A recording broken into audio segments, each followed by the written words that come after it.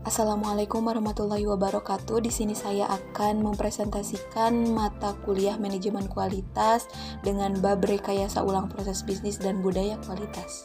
Bahasan yang akan dibahas mengenai tentang yang pertama, apa sih arti dan tujuan rekayasa ulang proses bisnis? Yang kedua, karakteristik rekayasa ulang proses bisnis. Yang ketiga, prinsip dan tahapan rekayasa ulang proses bisnis. Yang keempat, kesalahan dan keberhasilan BPR. Yang kelima, jenis-jenis perubahan. Dan yang keenam, budaya kualitas dan reengineering budaya. Oke, kita mulai saja. Arti dari rekayasa ulang proses yaitu serangkaian aktivitas yang mengubah masukan menjadi keluaran. Terdapat 3 aktivitas dalam proses, yaitu yang pertama value editing activity atau aktivitas untuk menghasilkan nilai tambah. Yang kedua hand off activity atau aktivitas yang memindahkan aliran kerja dengan melewati hambatan-hambatan fungsional, departemental, atau organisasional.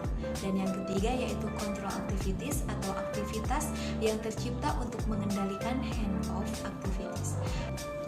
Sedangkan tujuan PPR, Business Process Reengineering atau rekayasa ulang proses bisnis adalah proses berpikir kembali dan proses perencanaan kembali secara mendasar atau fundamental untuk memperoleh perbaikan yang memuaskan atas kinerja perusahaan yang mencakup cost quality, delivery, service, and speed dengan pengukuran yang teliti atau kontemporer. Yang selanjutnya yaitu karakteristik rekayasa ulang proses bisnis.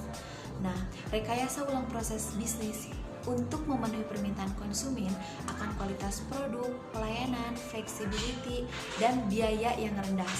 Yang poin-poinnya yang pertama, fokus pada konsumen yang dimana setiap proses harus melibatkan konsumen internal dan eksternal dalam organisasi.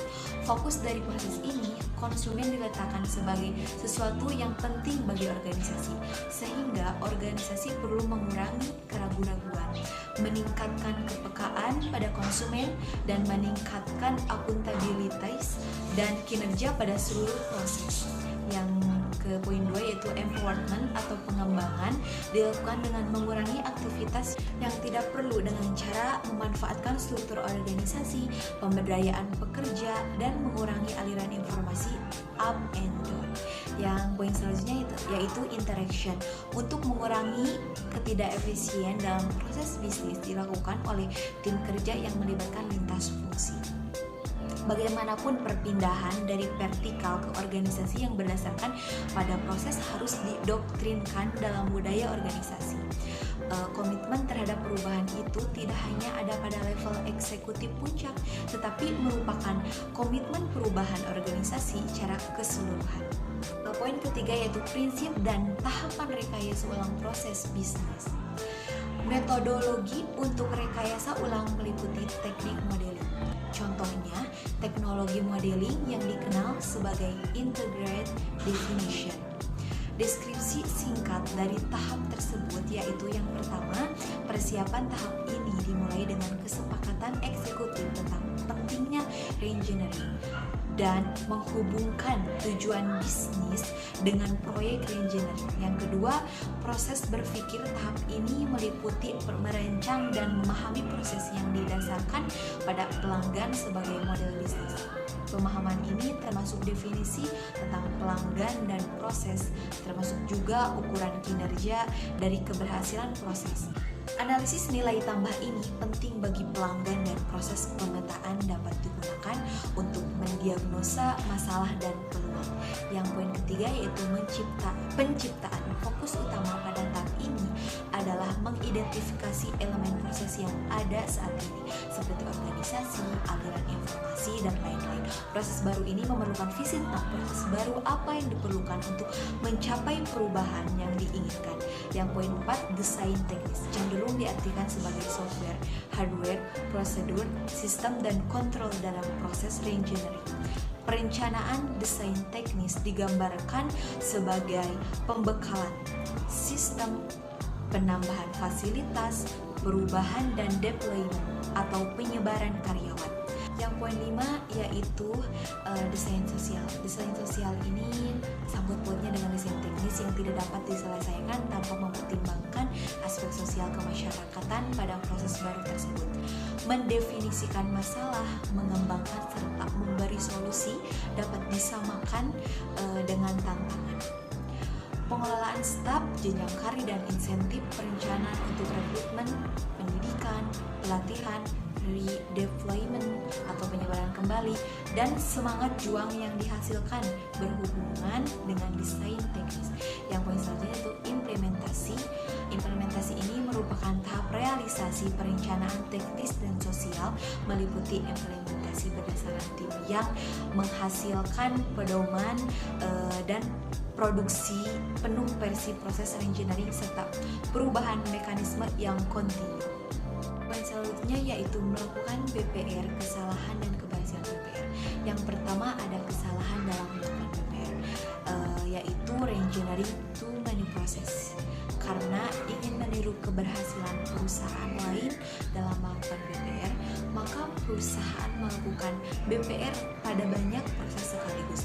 Kurangnya fokus pada satu proses dan munculnya masalah-masalah yang tidak diperkirakan sebelumnya akan mengakibatkan kekacauan yang akhirnya membuat perusahaan terjebak dan tidak mendapatkan ide yang inovatif dan perbaikan yang besar. Analisa mendetail yang telah dilakukan sebelum proses reengineering menjadi sia-sia dan perusahaan akhirnya gagal dalam proses reengineering. Yang kedua, delay in showing result. Hammer dan Stanton menyatakan, sejak Anda mulai memikirkan proses sampai Anda mendapatkan benefitnya untuk dipertunjukkan, seharusnya semua itu tidak lebih dari 12 bulan. Hal ini tidak berarti bahwa seluruh proses telah selesai, melainkan untuk menunjukkan perkembangan yang terjadi dan menuju ke level yang lebih tinggi. Keterlambatan menunjukkan hasil dapat memberikan kesan bahwa implementasi BPR itu gagal. Karena itu penting untuk semua pihak yang terkait dalam proses reengineering, CEO, leader, process owners, dan reengineering team untuk menjaga motivasi dan tidak terlepas dari proses reengineering dengan menunjukkan sukses yang dicapai. Yang ketiga itu discontinue after achievement. Perusahaan cenderung tidak melanjutkan proses engineering saat mereka sudah mencapai benchmark yang diinginkan. Padahal seharusnya perusahaan menerapkan ide Kaizen, yaitu fokus pada continuous improvement seperti tahapan-tahapan BPR di atas yang merupakan siklus yang berkelanjutan. Karena itu adalah tugas dari leader untuk memotivasi dan memastikan improvement selanjutnya. Meskipun perusahaan sudah mencapai goals-nya, yang poin selanjutnya itu keberhasilan BPR. Faktor kunci keberhasilan dalam BPR, Hammer dan Campi menyatakan bahwa kunci keberhasilan dalam melakukan rekayasa ulang terletak pada pengetahuan dan kemampuan melaksanakannya, bukan keberuntungan. Langkah pertama menuju keberhasilan rekayasa ulang adalah mengenali kegagalan umum dan belajar mencegahnya. Bila mengetahui aturan-aturannya dan menghindari berbuat kesalahan, maka kemungkinan besar akan berhasil. Untuk mencapai keberhasilan dalam BPR ini terdapat beberapa faktor kunci, yaitu vision, skills, incentives, dan research, lalu action plan. Yang pertama, visi adalah gambar tentang apa yang dikehendaki yang menyangkut orang, produk, pelayanan, proses, fasilitas, kultur, dan pelanggan. Setiap orang dalam organisasi harus mampu mengerti, memahami, menjiwai, dan menggambarkan visi tersebut, sehingga semua tindakan dan keputusan selalu membawa perusahaan makin dekat pada visi yang telah ditentukan. Skill atau keterampilan, baik keterampilan interpersonal maupun keterampilan teknik, diperlukan agar karyawan mampu melaksanakan tugas dalam proses baru. Yang selanjutnya itu incentives. Apabila karyawan dapat memahami dan merasakan perubahan secara drastis membawa perbaikan bagi karyawan, maka mereka dapat melakukan perubahan secara lebih baik. Yang selanjutnya itu resources. Beberapa hal dan aktivitas dalam pengalokasian sumber daya, antara lain yang pertama komitmen manajemen puncak untuk melaksanakan perubahan. Yang kedua, paling sedikit 25% dari waktu manajemen puncak melaksanakan perubahan. Yang ketiga, mengadakan pelatihan dan bimbingan dalam melaksanakan perubahan. Dan yang keempat, melakukan benchmarking. Yang kelima, memanfaatkan sumber daya seefektif dan seefisien mungkin. Yang poin selanjutnya itu action plan adalah perencanaan dari serangkaian aktivitas, penanggung jawab dan jadwal waktu serta target yang terinci. Untuk poin selanjutnya yaitu jenis-jenis perubahan, di mana jenis-jenis perubahan secara umum itu ada 6. Yang pertama, perubahan lambat atau evolusi. Yang kedua, perubahan cepat atau revolusi. Yang ketiga, perubahan kecil. Yang keempat, perubahan besar. Yang kelima, perubahan yang dikehendaki. Dan yang keenam, perubahan yang tidak dikehendaki. Pasti di dalam organisasi atau perusahaan akan mengalami perubahan, entah itu perubahan dari yang baik ke yang buruk atau dari yang buruk ke yang baik.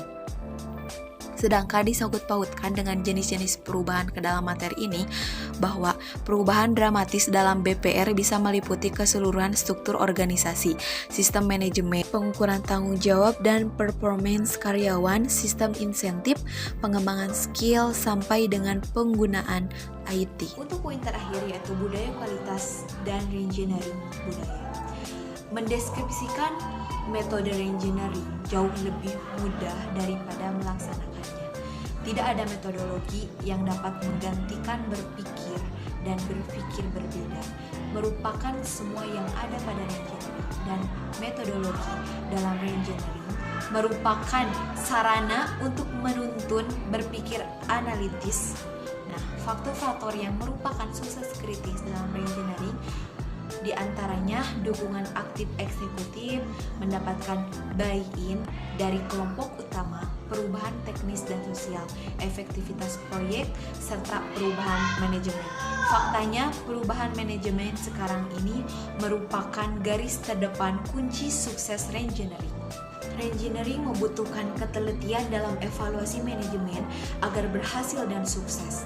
Untuk dapat melakukan reengineering, ada syarat yang harus dilakukan oleh organisasi, yaitu melibatkan semua aspek dalam organisasi, memobilisasi sumber daya lintas fungsi, menyusun tim yang representatif dalam organisasi, mengkomunikasikan secara efektif tujuan dan sasaran organisasi.